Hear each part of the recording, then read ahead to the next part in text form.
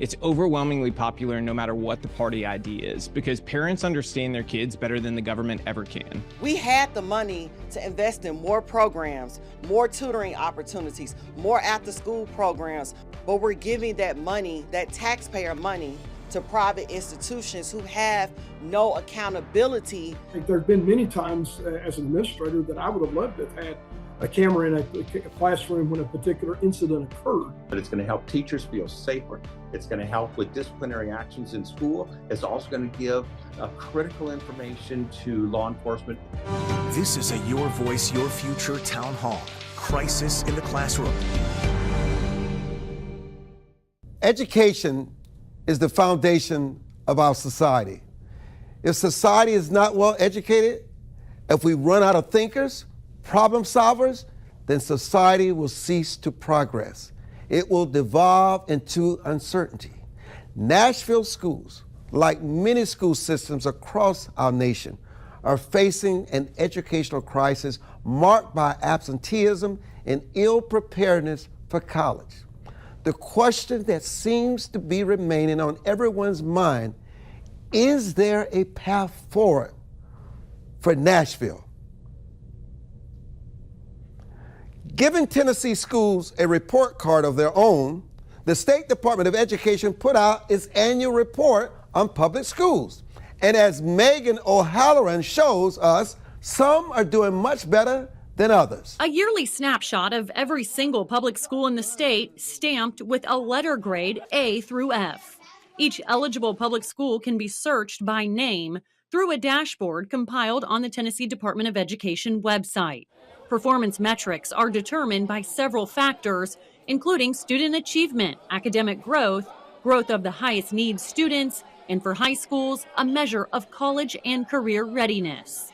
Speaking of high schools, from a quick search, we found a staggering contrast in school grades from county to county. In Davidson County, out of 18 high schools, there were 2 A's, 0 B's, 5 C's, 6 D's, and 5 F's. Williamson County's 10 big high schools turned out 9 A's and 1 B.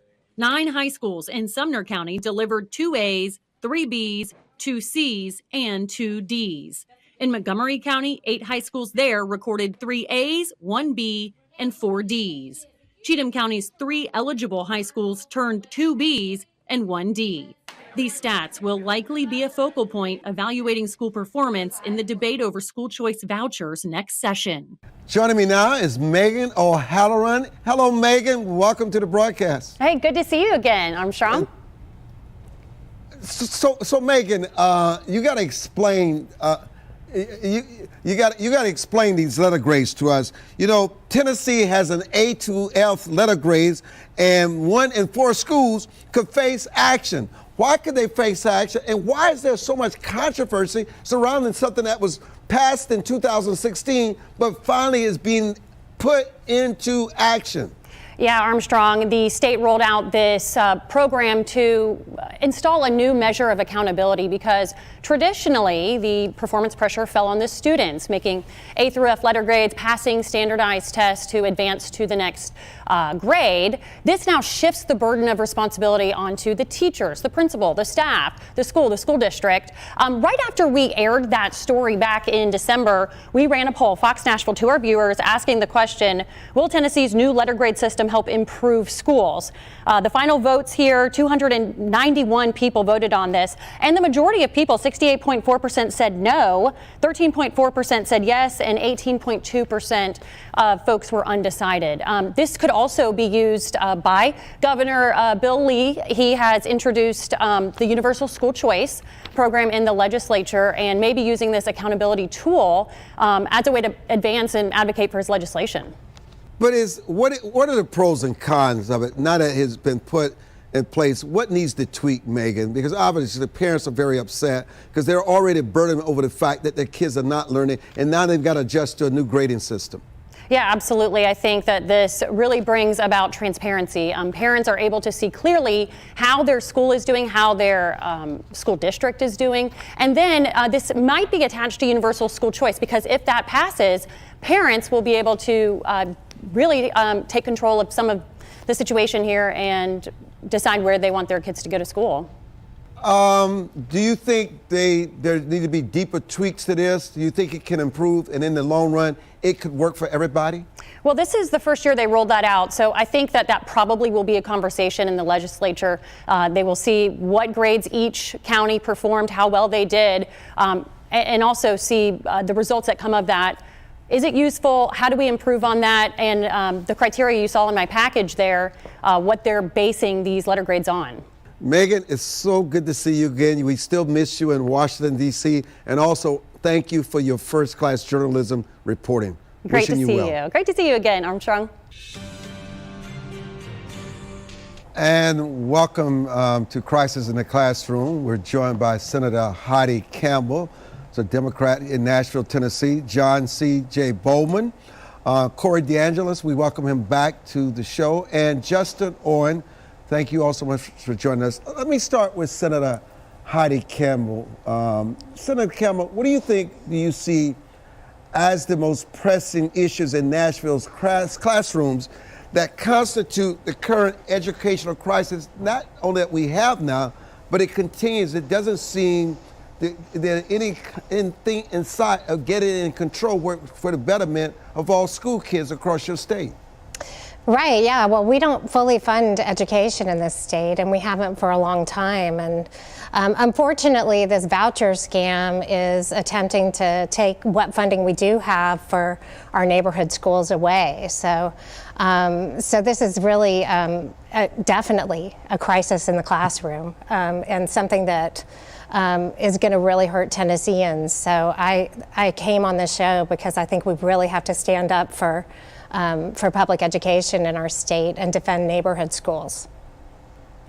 You know, Corey DeAngelis, what about the senator's comment that vouchers are taken away and impacting this crisis in Nashville and throughout the state? Look, the money doesn't belong to the government schools. Education funding is meant for educating children, not for propping up and protecting a particular institution. We should fund students as opposed to systems. And if you look at Tennessee, they've increased per student funding by about 180% after adjusting for inflation in real terms since 1970. The public schools in Tennessee spend about $12,000 per student per year, according to the latest data from the Census Bureau. And average private school tuition is actually less than that. It's about $11,000 per student per year. Why not give that funding to the family?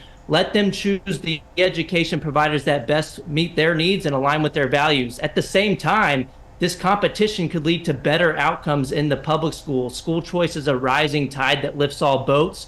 We've had 29 studies on this topic nationwide. 26 of them are positive, finding school choice leads to better outcomes in the public schools, not worse. This is a win-win solution. You know, John, from your perspective, it's interesting. How has the role and challenges of teachers evolved in Nashville amidst this educational crisis? Are their roles evolving in the right direction? Yes and no. I think we have gone through constant change in Tennessee, starting with Race to the Top that came in. I mean, we've embraced every single reform that has come into our state, and honestly, we don't stay with anything long enough. We change everything every other year. And so teachers have left the building, and we know that where the magic happens is between the teacher and the student in the classroom. So what you're finding out is that, you know, we can't even staff teachers in Nashville and in Memphis. It's an issue with that. And in addition to that, not only are we not doing it, we're addressing it in a wrong direction, I believe. So, Justin, there's a lot of a range of thoughts on this crisis, and yet it continues. What policy failures, Justin, do you think have led to the current state of the crisis in the Nashville classrooms, and are they being corrected, or are they just exacerbating? Every year that happens, that every individual child who's not getting the education they deserve falls further and further behind. 2/3 of our kids aren't proficient in reading. Almost that many aren't proficient in math. It's just a terrible situation, and we do have a crisis, and so we've got to try new things. And I commend the governor and the legislature over the last few years for making historic investments in public education, as Corey said, but there's not a single silver bullet that solves this problem. We've got to have multiple tools in the toolbox. increased funding has been a tool that we've implemented. Now it's time to give parents more choice and more options, because at the end of the day, it's not the bureaucrats, it's not the politicians, it's not the administrators who are going to truly solve education in our state. It's the parents who know best when it comes to what kind of education their child needs, what educational environment their child needs to be in. And so it's time for us to empower them, like numerous states across the country are starting to do. Let me come back to you, Senator Heidi Campbell. What legislation, what policies, initiatives, when you think about the history of education in the state that you love, have actually worked? Or do we need to go back to some old policies? Because obviously we know that kids can learn if there's a focus in the classroom, if the classrooms are not overcrowded. What are some of the policies that are necessary to give parents the kind of satisfaction that their kids are getting a quality education? So we really have never fully funded education in our state, so we don't know the answer to that. And what Corey and Justin are talking about in theory sounds like such a wonderful idea, except for that's really not what it's about. It's not about school choice. This is about taking money away from neighborhood schools, and it's inevitably a government entitlement. And what's going to happen is taxpayers will be on the hook for paying for basically privatized evangelical hedge fund schools. And you know, you have to understand, Corey's not even from Tennessee, and he's obviously working for it's not an argument. An organization that is here for the purposes of pushing vouchers. But I have to stand up for Tennesseans and say that we don't want that here. And, you know, I represent people here. I was elected to represent people in the state of Tennessee. And we're not interested in out-of-town investors coming in and destroying our neighborhood schools. If you actually listen to the voters, they will tell you that they want more options when it comes to their kids' education. And that is one poll. And then we also look at other polls that, like the poll done by Vanderbilt, that shows us very clearly the Tennesseans don't want this. The poll I think you're referring to is a Beacon poll, and you know, maybe that was the questions were asked in a way that that got those sorts of answers. But quite clearly, Tennesseans, especially if they know that this voucher scam is inevitably going to destroy education, are not going to be supporting it. Well, if Heidi unlike the Vandy poll, we actually poll, release all of our methodology and every single question, and essentially everything I see. I think that's a very harsh. Wait. You know, it's a very harsh term to say the voucher program is a scam, especially when it's worked for so many parents, especially in these urban centers where it's made all the difference in the world. Now, you can say that you can tweak it and make it work better, but is it fair to say that it's a scam? Here's the deal. I am all for this concept of school choice if we're fully funding public education, but we're not fully funding public education. So we are taking money away from neighborhood schools to do this. And yes, that is a scam. Yeah, if Heidi doesn't like the Beacon Center poll, there's another one from Morning Consult that finds a supermajority of support. Working, Justin? Why can't they? Well, there's no correlation between more funding and performance. We've seen private schools and public schools that spend less money and provide better results and get better results for their kids. So there's no correlation between funding and results. What you do need is more parental involvement. You need more flexibility. We even would support more flexibility for high-performing public schools. And that's something I think Senator Campbell and I would agree on. So there needs to be multiple tools in the toolbox. There's not a silver bullet. One thing we don't have in Tennessee that other states that are thriving do have is robust choice for parents. And we've made historic investments in public education. Now it's time to empower parents to choose where to send their kid to school. Yes, these are tax dollars. Parents are taxpayers too. They should have a say in where those tax dollars go. And if we were actually doing that, I agree with you completely. It's a wonderful idea, but the fact of the matter is we know that 89% of the kids in Arizona who are going to these schools and using these vouchers are not public school kids. So really, inevitably, this ends up being a subsidy for people who are already sending their kids to private schools. And we have a wonderful market of states that have already done this to give us that data and make it clear that that's really how it plays out. So the idea that this is about parents choosing schools is really false. Really, inevitably, this is about schools making those choices. Now, Armstrong, what I would say is this, polling aside on everything, let's put all that aside. Yes, please, go ahead. If you poll people, they're going to always tell you, you see it all the time, they're happy with their public school. I have no doubt, I've said in Justin's polling case, I say really that, yes, 68% support choice. I have no problem saying that. But at the end of the day, they say that they're happy with their school, but then they always see a problem elsewhere. So it's easy to say, well, those schools in East Nashville are bad, or those schools in some other place are bad.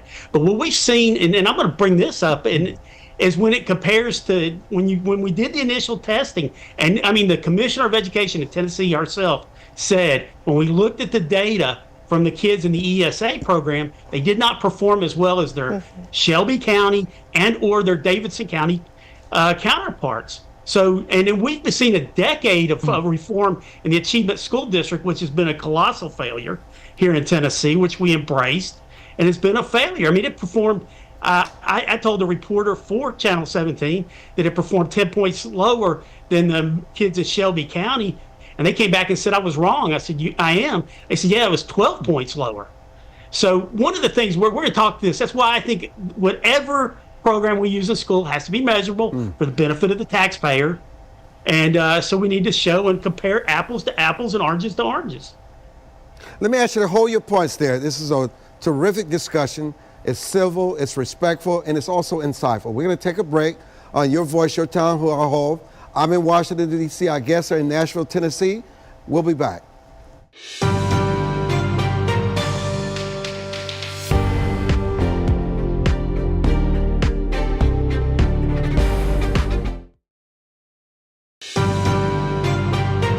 Thanks for joining us on Crisis in the Classroom, Tennessee. I'm Armstrong Williams. A new poll by the watchdog group, the Beacon Center of Tennessee, shows most people in this state support the governor's school voucher program. It allows families to use tax dollars for private school tuition.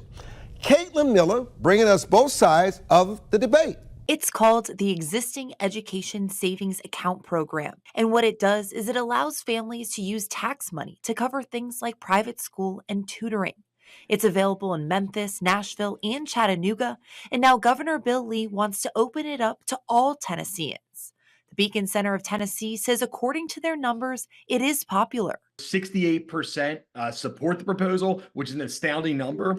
That includes 85% of Republicans and then both 56% of Democrats and independents. Mark Cunningham, the spokesperson for the Beacon Center of Tennessee, says they polled more than 1,300 registered voters in Tennessee.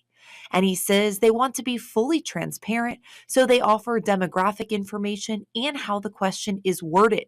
The Beacon Center believes it's a fair representation, but do others? Do you think the poll accurately portrays what people in Tennessee think about this program?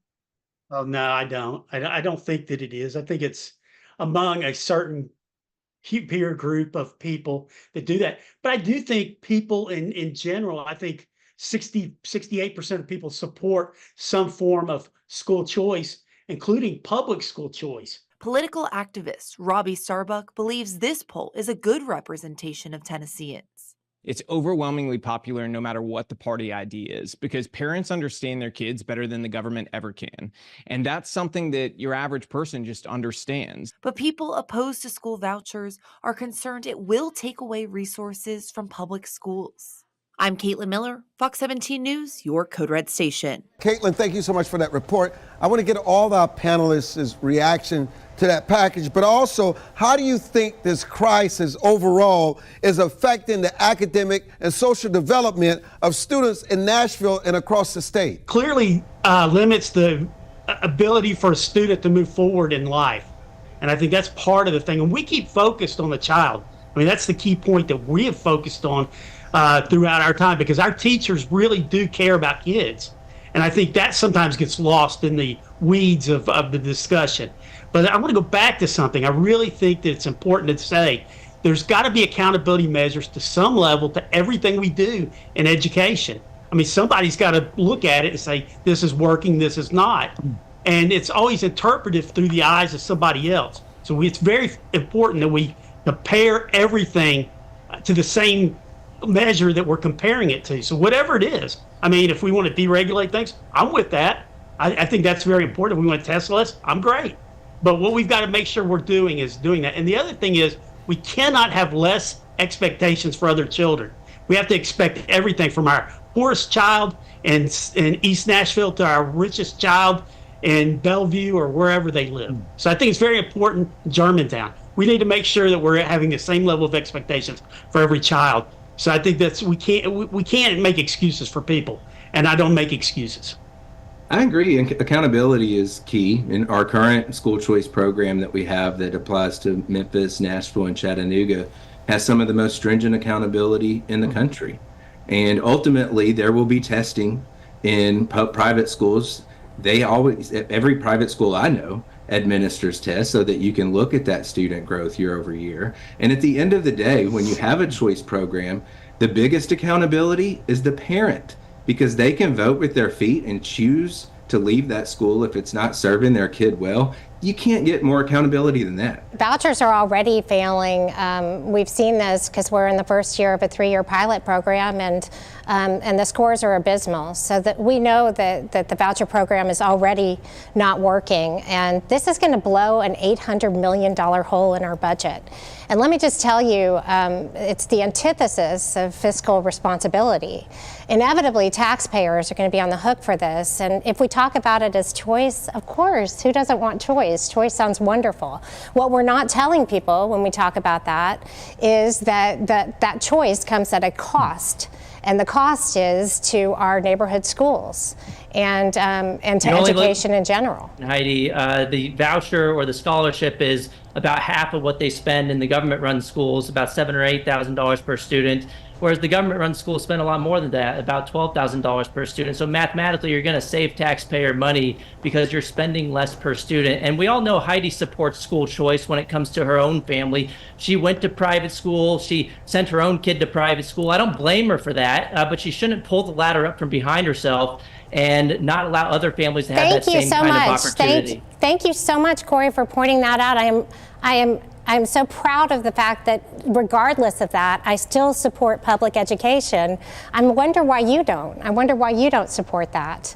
As far as let me just say, as far as the numbers that you're giving, I mean, we know in Arizona that it ended up costing 1,400% more than they predicted, and absolutely. You're only looking at. Absolutely, I can tell you that nobody is going to be able to send their kids to a private school with the amount of money that we are talking about allocating to children. Inevitably, I should be really for this because it would be a subsidy for private school education.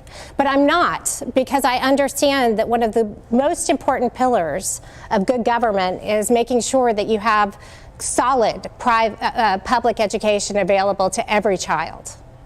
As someone who went to public schools my entire career and never attended a private school, I think I can also speak to this. I fully support public schools and want our public schools to succeed. But at the end of the day, I support children. And if they're better educated in a private school, a charter school, a virtual school, or their own public school, that doesn't matter to me. At the end of the day, I want them to get a good education, and I don't really care where they get it. And so ultimately, that's what this is about. I don't understand also how we can say this isn't enough for parents to leave the public schools and send their kids to a private school, yet we're going to lose all of this money and it's going to be hundreds of millions of dollars lost. It's either one or the other. It can't be both. When we look at the tuition at most private schools across the state, $7,000 will cover a significant portion of that, if not all of it. And the beauty of an education savings account, if that tuition is $6,000, that parent can then hire a tutor if their child is struggling with math. They can provide educational therapy to that child if they have a special need or some other thing that they need to have addressed. It puts parents in control by realizing that education is not a one-size-fits-all approach. Every child learns differently, even in the same household.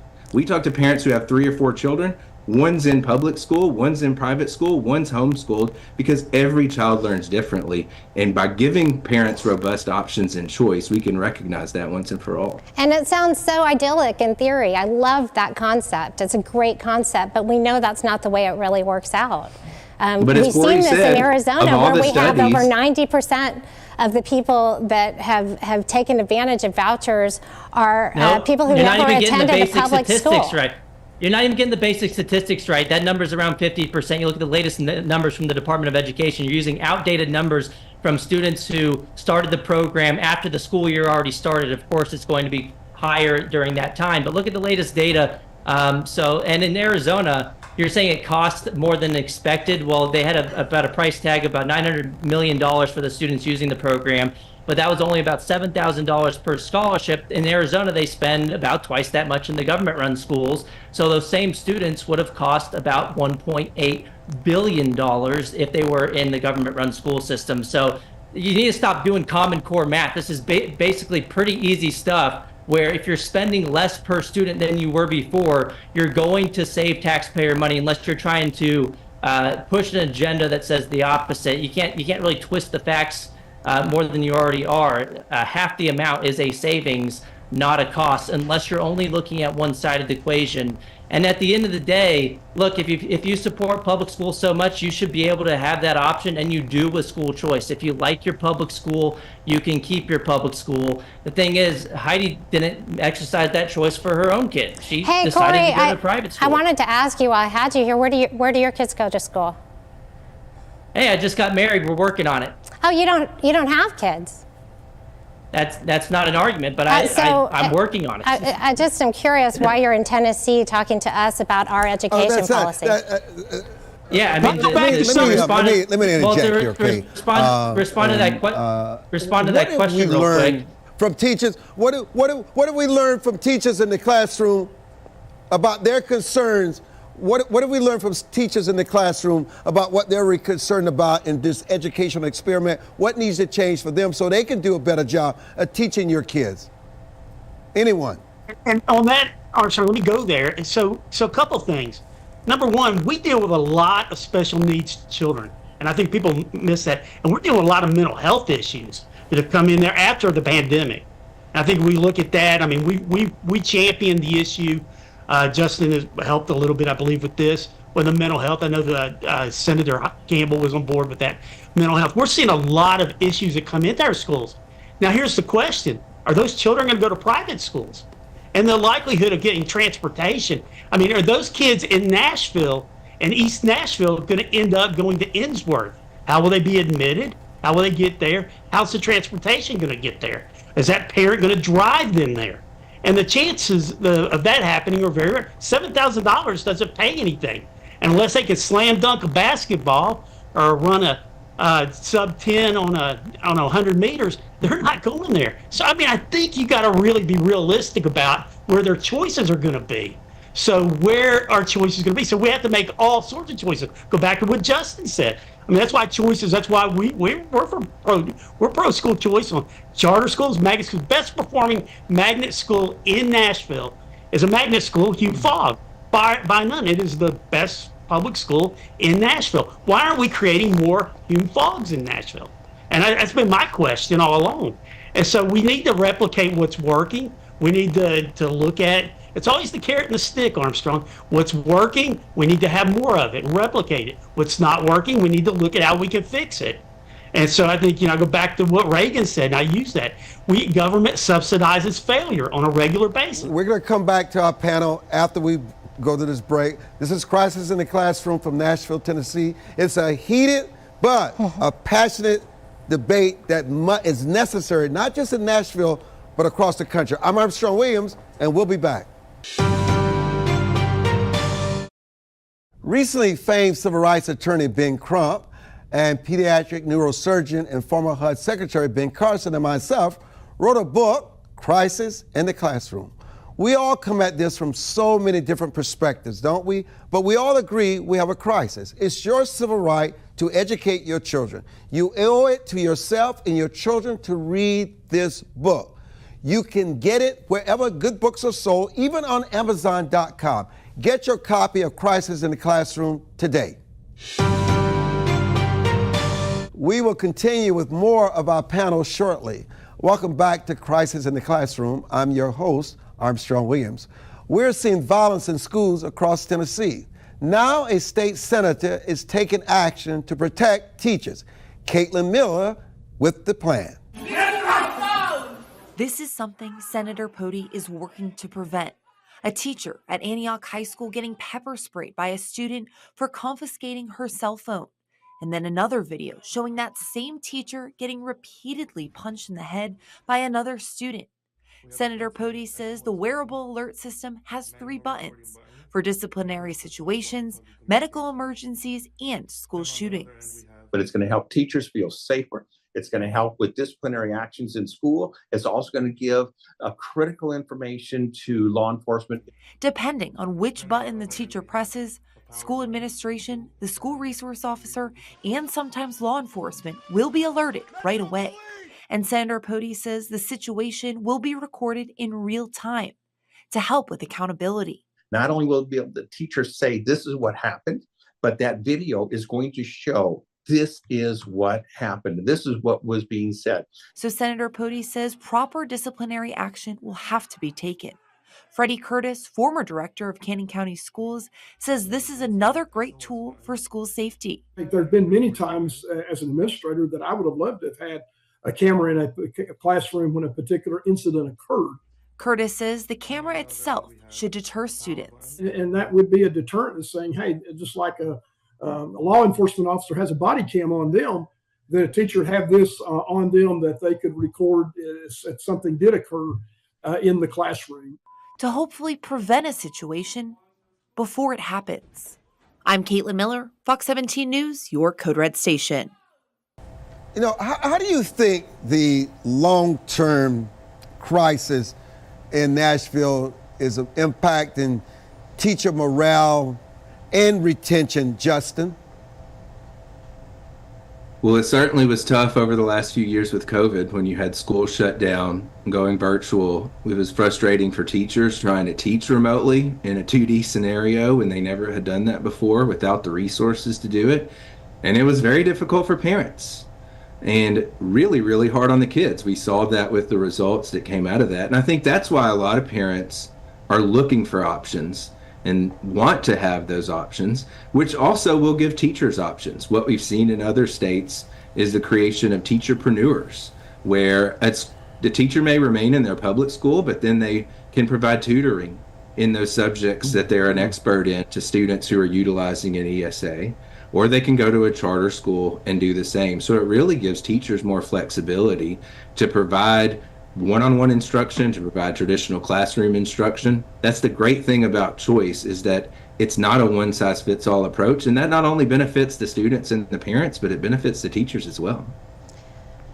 I'd just say, though, in a situation where you only have so much funding, obviously there are going to be people who give and people who take in that scenario. And anytime that you're giving, especially now that we've monetized children as units with our new program, anytime you're giving one child money for a private school or something like that, you're taking money out of a public school just by definition. You know, we have had, that's a great question that you asked, Armstrong. I mean, we've had really challenging mental health outcomes from COVID, and also from the fact that we're not fully funding our schools. And to take more money out of our schools at a time when mental health and behavioral issues are a crisis in our schools is not the answer. It's just going to make things worse. School choice doesn't defund public schools. If anything, public schools defund families. School choice initiatives just return the money to the hands of the rightful owners, or at least the intended beneficiaries of that funding, the families and their children. And again, if you like the public school, you should still, and you are still able to choose that with any school choice initiative. And at the end of the day, if you look at how this works out on a financial basis, the public schools actually financially benefit on a per student basis, because they spend about $12,000 per student per year. The scholarship is about $7,000 or $8,000 per student per year. So on a per student basis, if you're keeping thousands of dollars for students you're no longer educating, you're actually going to financially benefit per student. Just imagine if you stopped shopping at Walmart and you wanted to go shop somewhere else, I don't know, Trader Joe's or Safeway, and Walmart got to keep half of your grocery funding each week. That would be a great deal for Walmart. I'd argue school choice is similarly a great deal for the public schools. They get to keep any money at all for students they're no longer educating. But beside all this conversation, it forgets the whole purpose of the money. It's meant for the child, not the institution. That's simply not true. We're funding schools now that we switched from the BEP to TISA per student. And Corey, listen, man, I get that you're just doing your job. I get that you were sent here to sell this to people, but you know, Tennesseans don't need that. We need people who really care about our schools and our neighborhood schools here in Tennessee, promoting education policies.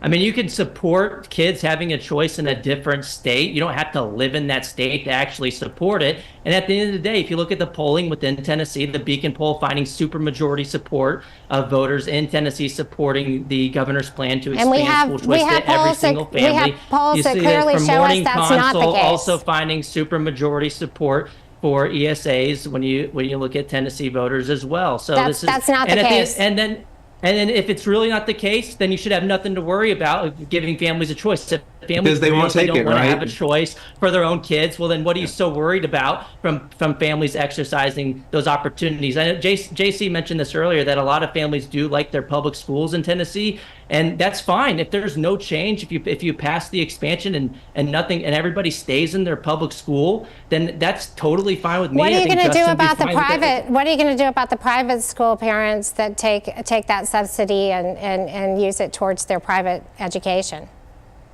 Why should private education families have to pay twice? They should not have to pay for the public school they're not even using at $12,000 a year, then also pay out of pocket for private school tuition and fees. Not every private school parent is financially well off. There's a lot of them that are barely getting by and having scholarships already. You just created a math problem for yourself, Corey, because inevitably, obviously, you're taking money out of public schools when you do that. Well, families shouldn't have to pay twice, but at the end of the day, you do see families switch out of their public schools. What are the key policy changes that need to happen to address many of these issues that we're talking about? John, we haven't heard from you in a minute. What needs to change policy-wise so kids can learn? Because that's all parents care about, is that their child are well educated, to give them a chance at life and to build a better life for themselves. We're facing, Armstrong, you know this, we face a lot of societal issues that we're confronted with every day that we're expecting. And Corey can't do it, Justin can't do it, Heidi can't do it, and I can't do it. We can't solve the problems of facing society. We can't solve a problem of a kid who moves 3 or 4 times in a year, who may not he's living with his grandmother or his great-grandmother.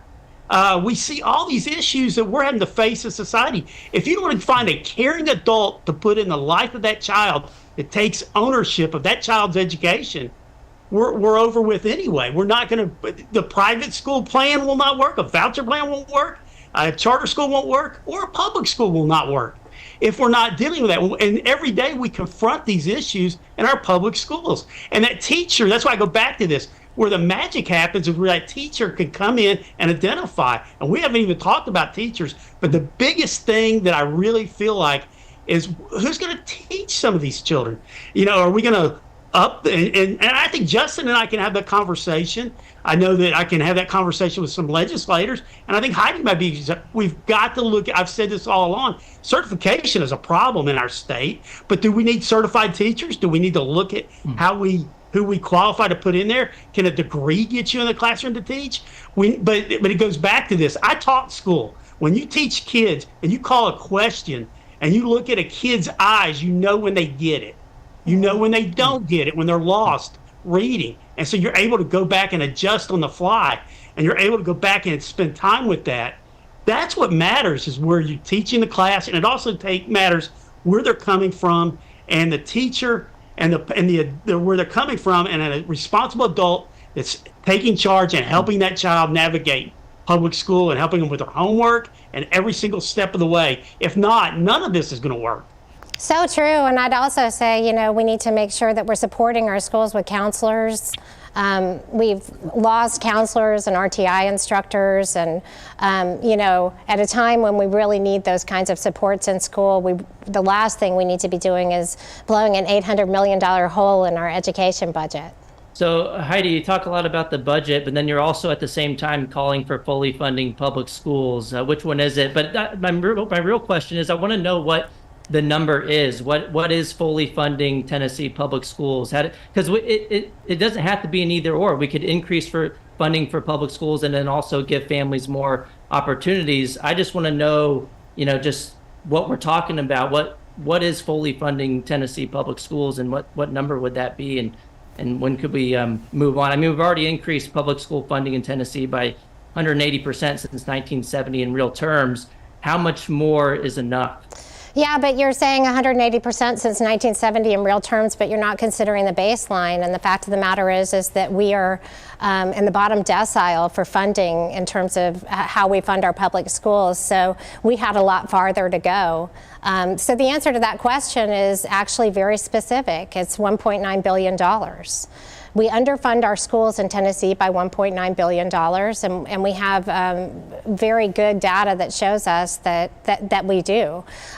Before we changed our school programming, we had an accountability structure that required us to have counselors and RTI instructors and things like that, and these have always been unfunded mandates year to year. Now we've changed that because we are preparing for the voucher program, and unfortunately those are no longer required. But that's a great question. And certainly, if we fully fund education, then let's start talking about choice. I would like for everyone briefly to just give your final thoughts, because I want to thank you for such a wonderful and enlightening discussion. We'll start with you, Justin. Well, at the end of the day, we just want to give parents in K-12 education the same choices we give college families. No one that opposes this is calling for the elimination of allowing Hope Scholarship students who get taxpayer funding to go to colleges and universities, including private universities like Rhodes, Lincoln Memorial, Belmont, Lambeth. No one's calling to ban them from using those scholarships to go to private schools. And we should do the same thing in K-12 education, giving parents the choices to decide where their kids should go to school. We support the governor's proposal to do that statewide, just like the program that we have in 3 cities across the state. And I look forward to working to give those options to families across Tennessee. Go ahead, Corey. Families have woken up and they're never going back to sleep. 10 states in the past 2 years alone, controlled by Republican legislatures, have gone all in on school choice, allowing every single family, regardless of income, regardless of zip code, regardless of background, to be able to take their children's state-funded education dollars to the education provider of their choosing, whether that's a public school, private school, or home-based education option. Arizona and West Virginia were the first couple of states to lead the way, North Carolina being the most recent. And Tennessee looks like it'll be next as well. This is on the Republican Party platform. Republicans control supermajorities in the House and the Senate in Tennessee. Senator Campbell, your final thoughts. Thank you. Thank you so much for having me, Armstrong. It was great to be with you all here today and this robust discussion. Please don't listen to slick salesmen who have been set in here by Betsy DeVos and the Koch brothers to destroy public education. Tennesseans need to pay attention to what's going on here because it is the biggest scam in the history of our state. And we are going to be in big trouble, and taxpayers are going to be on the hook for actually paying more than they're already paying if we allow this to happen. Follow the money. I was not paid by DeVos or the American Federation for Children or anyone else to come in here and do this.